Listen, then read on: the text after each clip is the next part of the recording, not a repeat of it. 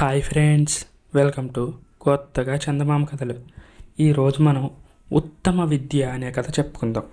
పూర్వం జ్ఞానప్రియుడైన యువకుడు చిన్నతనం నుంచి కాశీలో ఉండి గొప్ప గొప్ప గురువులకు శుశ్రూష చేసి సకల విద్యలు అభ్యసించాడు.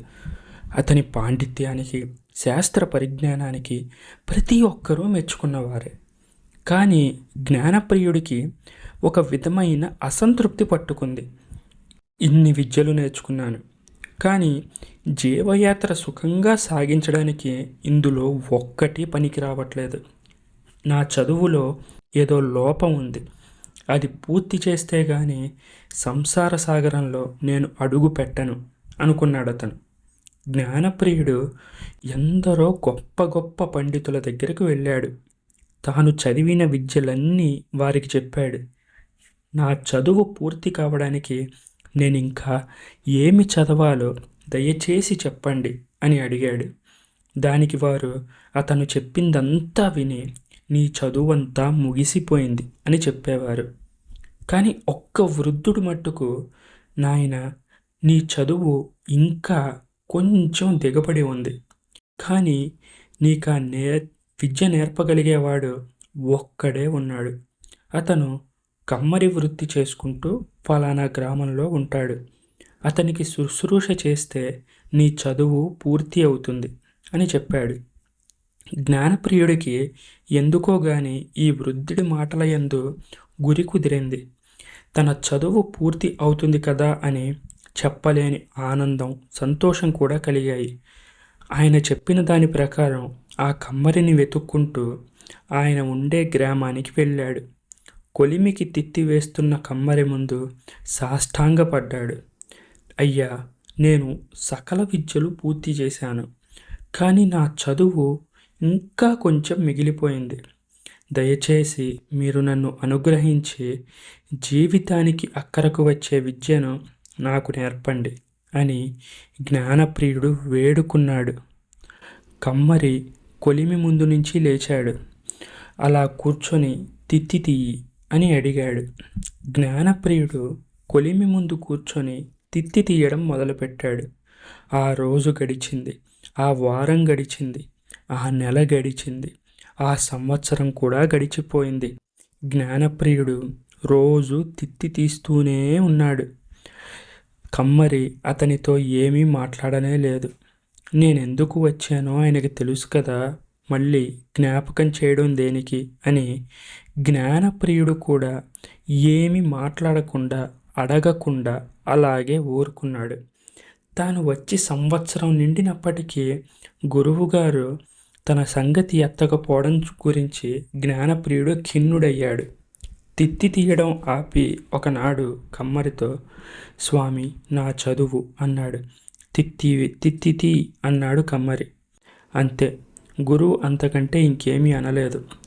జ్ఞానప్రియుడు కూడా మళ్ళీ ఆ మాట ఎత్తలేదు. ఈ విధంగా మరో 5 ఏళ్ళు గడిచిపోయాయి. ఒకనాడు ఉదయం జ్ఞానప్రియుడు కొలిమి వద్దకు వచ్చి కూర్చుని తిత్తి చేత పట్టుకుంటూ ఉండగా కుమ్మరి వచ్చి తన భుజం మీద చెయ్యి వేశాడు. జ్ఞానప్రియుడు లేచి నమస్కారం చేశాడు. ఏంటి గురువర్య, ఏమైంది అని అన్నాడు. నాయనా, నీ చదువు పూర్తి అయింది. నువ్వింకా ఇంటికి పోయి పెళ్ళాడి సుఖంగా సంసారాన్ని ఈదగలవు. అన్ని విద్యలను మించిన సహనాన్ని నువ్వు సంపాదించుకున్నావు అని చెప్పాడు ఆ కమ్మరి. ఈ మాటలు విన్న జ్ఞానప్రియుడు పరమానందభరితుడయ్యాడు. తన గురువు వద్ద సెలవు పుచ్చుకొని ఇంటికి వెళ్ళిపోయి గృహస్థ ధర్మాన్ని స్వీకరించాడు. కలకాలం సుఖంగా జీవించి గొప్ప జ్ఞాని అనిపించుకున్నాడు. ఇప్పటిదాకా మీరు ఉత్తమ విద్య అనే కథ విన్నారు కదా. ఇప్పుడు గడుసరి భార్య అనే కథ చెప్పుకుందాం. పూర్వం కొన్ని వందల సంవత్సరాల క్రితం అన్నవరం అనే గ్రామంలో ఒక రైతు ఉండేవాడు. ఆయన కాయకష్టం ఎంతైనా చేసేవాడు, కానీ తెలివితేటలు మాత్రం ఏమీ లేని ఒక పల్లెటూరి బైతు. అతని పేరు వెంకటయ్య. అతని భార్య పేరు గౌరీదేవి. అతను ఎంతటి అమాయకుడో అతని భార్య గౌరీదేవి అంత గడుసరి. మన రైతుకి అంటే వెంకటయ్యకి కాకరకాయలంటే చాలా ఇష్టం. అందువల్ల తనే తన పొలంలో స్వయంగా పాదు చేసి కాకరకాయల్ని పెంచి పెద్ద చేశాడు. ఆ పాదుకి 3 కాకరకాయలు ముచ్చటగా కాశాయి. ఒకనాడు అవి కోసి తన భార్యకి ఇచ్చి వండమని చెప్పాడు వెంకటయ్య.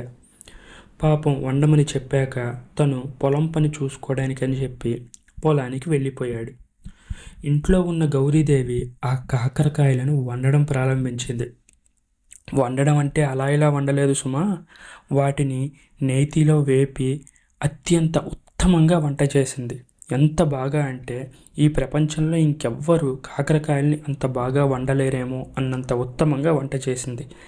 అయితే అది మొత్తం పూర్తయ్యాక ఆ కాకరకాయల్ని చూసినప్పుడు ఆవిడకి బాగా నోరూరింది. ఉప్పు కారాలు చూడాలి అనుకుంటూ ఒక కాయని తినేసింది. అయితే ఎంత వేళ మించిపోతున్నా వెంకటయ్య రాలేదు. భోజనం దగ్గర కూర్చొని ఆమె చాలాసేపు ఎదురు చూసింది. ఇక ఆకలితో గౌరీదేవి అన్నం కూడా వడ్డించేసుకుంది. అర్ధాంగికి సగం వంతు అనేది ఆర్యసమ్మతమే కదా అని మనసులో అనుకొని మిగిలిన 2 కాయల్లో ఒకదాన్ని పూర్తిగా తినేసింది. మధ్యాహ్నం పూట చాలా సమయం గడిచాక వెంకటయ్య భోజనానికి వచ్చాడు. వేళ దాటాక వచ్చిన వెంకటయ్య విస్తరిలో ఒక్కటే కాకరకాయ ఉండడం చూసి అవాక్కయ్యాడు. ఏంటి ఒకటే కాయ ఉంది, మిగతా 2 ఏమయ్యాయి అని కోపంగా అడిగాడు. వెంటనే ఆమె, వండేటప్పుడు రుచి చూడడానికని చెప్పి ఒక కాయ తీసి నోట్లో వేసుకున్నాను. ఆ తర్వాత మీరు రావడం ఆలస్యం అయ్యేసరికి నేను భోజనానికి కూర్చున్నాను. అక్కడ 2 కాయలే ఉండడం చూసి నీకోటి నాకోటి కదా అనుకొని నా వాటా కాయ నేను తినేశాను అని చెప్పింది. అప్పుడు వెంకటయ్యకి విపరీతమైన కోపం వచ్చింది. అసలు ఎలా తిన్నావే అని తిట్టడం మొదలుపెట్టాడు. వెంటనే గౌరీదేవి అతని పళ్ళెంలో ఉన్న కాకరకాయని తీసుకొని గుటుక్కున నోట్లో వేసుకొని, ఇదిగో ఇలానే తినేశాను అని దాన్ని గుటుక్కున నోట్లో వేసుకొని వెళ్ళి పడుకొని నిద్రపోయింది. వెంకటయ్యకి ఏం చేయాలో అర్థం కాలేదు. భార్య దగ్గరికి వెళ్ళి, అది కాదు, నువ్వు 2 తినేసినా ఇంకోటి మిగిలే ఉంటుంది కదా, ఎక్కడో దాచిపెట్టి ఉంటావు కదా, దయచేసి అది ఎక్కడుందో చెప్పవా, నాకు బాగా ఆకలేస్తుంది, అది కాక నాకు కాకరకాయ అంటే చాలా ఇష్టం అని అడిగాడు. అందుకు ఆమె లేచి, ఏమండి, నేను అన్నీ ముందుగానే వంటకి సిద్ధం చేసి పెట్టాను భోజనానికి, కానీ మీరు ఆలస్యంగా వస్తే దానికి నేనేం చేసేది? దయచేసి ఈసారి నుంచి మీరు ప్రత్యేకంగా ఏమన్నా వండించుకోవాలనుకున్నప్పుడు భోజన సమయానికి రండి, అప్పుడు ఇలాంటి ప్రమాదం జరగకుండా ఉంటుంది అని చెప్పింది. వెంకటయ్య కూడా దీనికి నిజమే కదా అనుకున్నాడు. ఈ కథ మీకు నచ్చినట్లయితే దీన్ని లైక్ చేయండి, మీ ఫ్రెండ్స్ అందరికీ షేర్ చేయండి. అలాగే మన ఛానల్ని సబ్స్క్రైబ్ చేసుకోవడం మాత్రం అస్సలు మర్చిపోకండి. Thank you friends.